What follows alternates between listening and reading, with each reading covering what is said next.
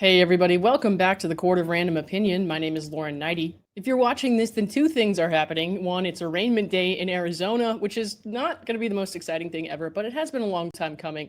And two, I am currently on a plane stuck somewhere over the ocean. And if for some reason I should not get there and I get lost overseas, just know that for this last video, I did not consent to the lighting situation in this hotel room.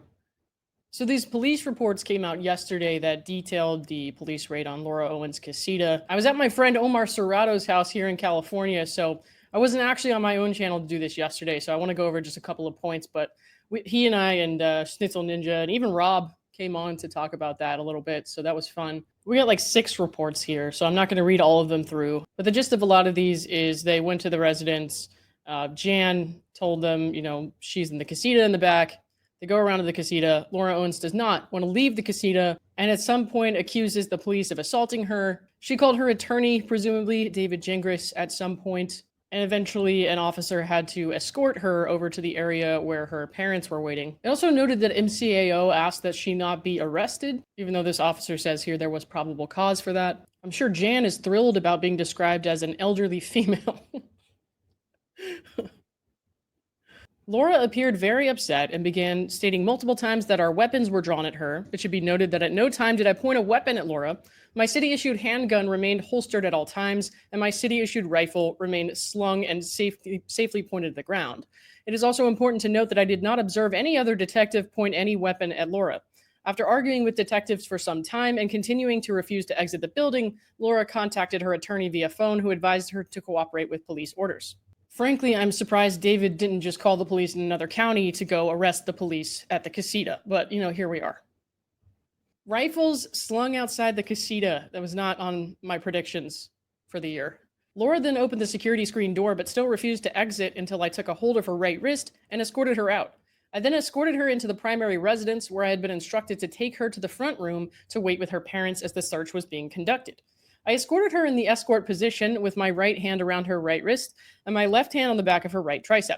Due to her erratic behavior and her initial refusal to comply with police commands, I continued escorting her in this position to ensure her safety and mine.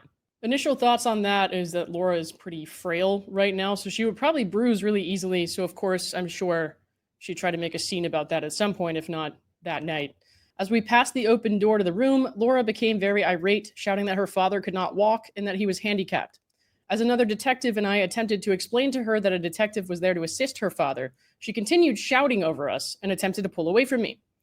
I advised Laura that if she did not cooperate, she would be placed in handcuffs. Laura continued to shout at me and began stating that I was hurting her and I was going to leave bruises on her arm. It should be noted that I applied very little, if any, pressure to her arm as I was escorting her, as can be seen in my body cam footage. I applied only the needed amount of pressure to keep her from pulling away from me. After arguing with me for a short time, Laura then walked to the front room where she joined her mother. I then exited the residence. Other officers are saying they saw no force used, no weapons were pointed at Laura. There's some point where she was saying they aren't the real police, and I don't know what to think, because this is a little odd. She's normally very calculated, especially when police are involved and there's body cam footage that she's thrilled to know is going to be online. So she's normally composed when this happens, when police show up at her door. And the fact that she's even used to police showing up at her door is something. But I don't know if it's because they threw her off first thing in the morning. I don't know what was going on. Or maybe she knew this was it because they were going to go through her stuff. But she really lost her cool there. I mean, it was always obvious that she was lying. But still, there's a level of composure I would expect, given her need to appear normal, appear well, appear like she's in the right at all times to other people. So this is reading a little different. I don't know. We'll see the footage. Obviously, somebody's already got access to that, but it's kind of like reading the excerpt on a Baker Act. Like you read what the police are saying and you kind of get a sense of what went down, but you really need to see somebody to understand the full context of what was going on there. Somebody's demeanor and mannerisms can tell you a much different story than what's on a paper sometimes. Because, something can read as manic, but then when you see that person, it's like they're not exactly living up to whatever expectations you have after you read the words on the page. Hopefully that makes sense. Like, is this somebody who's pacing around, fidgeting, yelling, and having some sort of weird delusions that people are pointing guns at her? Or is someone just acting like a jackass in response to what they perceive to be unjust treatment? And making false accusations is pretty par for the course with this one, so it's not unusual for her like it would be for other people. I mean, for fuck's sake, man. This lady wrote to YouTube trying to tell them that I was some kind of practitioner making false medical claims. I'm not a doctor. And if I were hers, I would quit. We also have the call she made to the police about her order of protection violation against Clayton on April 21st and the subsequent recording of the call with the officer. Like I said, this is on SchnitzelNinja's channel. Laura? And a phone number for you? Should I make that noise too if Laura Owens tried to give me her phone number? It's been online harassment. It's kind of a complicated case, but sorry. I just need the gist because I'll have somebody give you a call back. Oh, honey, you're going to be there all night. Let's move on to the next one. It's kind of a complicated violation. It's like multiple violations, but they've been through like media interviews. Media interviews? Yeah, so the restraining order is against a guy who restraining order specifically says that he's not. I'm sorry. I could insert any number of things into that bleep, and I'm going to need you to clear that up for me. That he shouldn't post or communicate untrue or harassing comments regarding plaintiffs online. Guess you can hang up then. Including but not limited to on social media, and shall not cause others to communicate or post untrue or harassing comments regarding plaintiffs online or otherwise, and he is within a year. Okay, so they're all within a year. I'm going to skip around on this because I'm just reading the transcript. A couple of them may be before that. Okay, because a violation of a court order or a protective order, it's a misdemeanor. And misdemeanors, the limit of kind of when you can make the report is a year for misdemeanors. Okay. So as far as after that year, unfortunately they can't be charged or brought up to court. Unfortunately. Well, thank fuck for small miracles. Receive a copy of it. Just so that way I can view it, kind of see what because I know you. It's easier anyway, because I did kind of put it together, so that would actually be perfect. I got you. Yeah, I know. She's already got a Dropbox and a Substack ready for that website. Yeah, and I know you already told me, but just because of policy issues, I do have to kind of get a copy of that. So while we wait for that, I guess can you give me a little bit of a backstory or kind of what untrue harassment comments he's been saying online? You Man, what? Very big fan base, and we've been involved in a paternity case, and you lost the case, bro. You know that, right? It's just there's just a lot. I feel bad because there's like one of the documents is 10 pages long, but She feels bad. Not bad enough to stop wasting police resources, but she feels bad. We had an active court case. He wasn't supposed to be talking about me, and he talked about me for months before, and I think it influenced the ruling on the case. Lady, you cried yourself to sleep every night that man didn't mention you. This wet cabbage-brained psychobabble bullshit doesn't mean anything. Imagine lying under oath in one case and then upping the ante by lying under oath and changing your story on the stand the day of trial in the next one. But this is where we upload all of our evidence, so it just takes a few minutes. So, okay. But you mentioned, so when did this happen? So was this him talking to you? No, this was him on different like podcasts, and I guess one of them was the Charlie Kirk show. I'm not sure if that's a TV show or if that's just like. Clayton gets bagged on so much for going on the Charlie Kirk show, but that made her so mad. So I can live with Clayton going on the Charlie Kirk show, just knowing that it brings her so much disdain. Oh, and that shit was at least a year ago. I mean, that happened before the trial. So why are you wasting the time of the police right now? I think most of them were just on podcasts.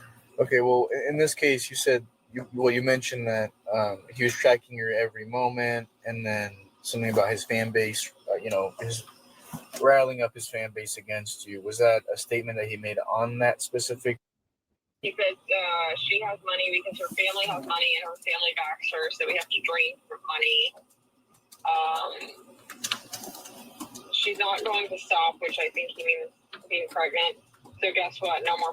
But you know exactly what he meant, and that's what you're choosing to say. She's like a fucking dossier of things that Clayton and Dave and other people have said about her on podcasts, and then she would whine about how everybody's talking about her for money. At the time, I had not very many subscribers, and she said the same thing in her multitude of YouTube complaints about me, even though at the time I was making little to no ad revenue. And what I did make in ad revenue mostly came from Laura. But that doesn't really bother me because I knew I wasn't doing it for money. I was just balls deep in my own immoral indignation, and somebody allowed me to purchase a microphone. And I'm sure I've become more insufferable over the last year. Okay, and that's from the Not Ashamed podcast. Yeah. October 27th. So Yeah. So he's pretty much stating that that you have money, so your family's backing you up, and he mentioned that by draining her, I'm assuming he means like money wise. Yeah, he said we have to drain her of money. Never heard him say anything like that. He said I've made up rape claims. You did make up rape claims. That man never raped you. You're a liar. That you've made what? Sorry. He said I've made up rape claims. Could you say that again? The community of people that keeps uncovering and supporting me is tracking her every moment. It's about her, and it's like you brought this on yourself. And then he said, I'm still playing pretty fair. I mean, I could go lower. I've tried to be mature about it, but I could go really low. Like, I've tried to be mature about it. And that was part of the reason she called the police. Remove that sort of thing. Kind of what's the cause for that? Getting when he started talking, it was because we had a court date in June and he was trying to get his side of the story out. And now, to be completely honest, he's just trying to extend his 15 minutes of fame because he's got the story in the media. Is that a fucking joke? Lady, you emailed every tabloid in America about your fake fucking babies. The authorities probably found a moon bump in your closet. But yeah, sure, this guy is trying to extend his 15 minutes of fame. She really does know what he said on what podcast, and it's kind of disturbing. Oh, here we are, talking about the TEDx talk. Oh, Clayton didn't know about Mike. And now he does. And that's a problem for me. She's mad they want her TEDx talk down. I'm trying to skip as much of this as I can. Oh, good. We're talking about the cockroach thing here. Again, June of last year. This has been almost a year, and you're calling the fucking police. I'm just looking at the transcript. How are you bitching to this officer about something that happened in 2016 that you made up? I mean, she's really repeating herself on a lot of this. It's not very interesting, to be honest. Anyways, bear in mind, the police reports we went over in the beginning happened months before she has since come out with all this bullshit about how she's going to defend herself to the end. And she's innocent. And David has continued his blogging and bloviating. And still, as of today and yesterday, saying that things would have gone differently if he was in from the start. Still bagging on the judge. And I've listened to this guy get every single thing wrong, then taking an actual legitimate legal action against me on YouTube, and then in almost the same breath admitting on fucking Twitter that he didn't even watch the video that he struck.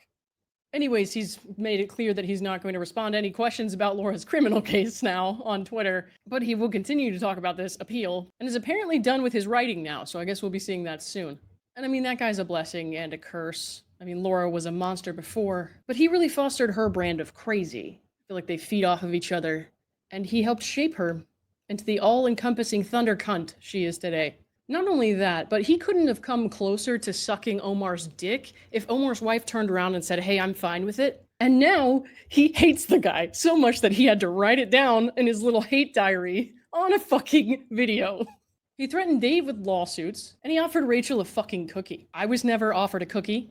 David, that's homophobic. I'm not asking for rainbow sprinkles. Just like a store-bought chocolate chip would be fine. Though at this point, I think I'd rather drink wet concrete. But for real, say what you want about me, man. I don't give a fuck. But I don't like when he talks about my people. I almost forgot he named a feral cat after me. Maybe we did have some good times.